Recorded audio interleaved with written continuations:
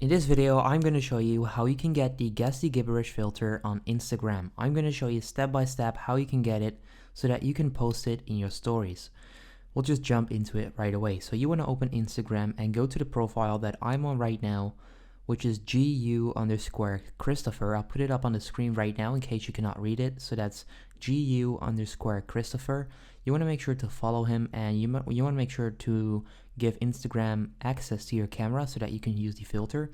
Next up, click in the middle on the filter icon, then scroll down, and then you'll see all of his filters, and the Guess the Gibberish filter is right there at the top. You want to click on it.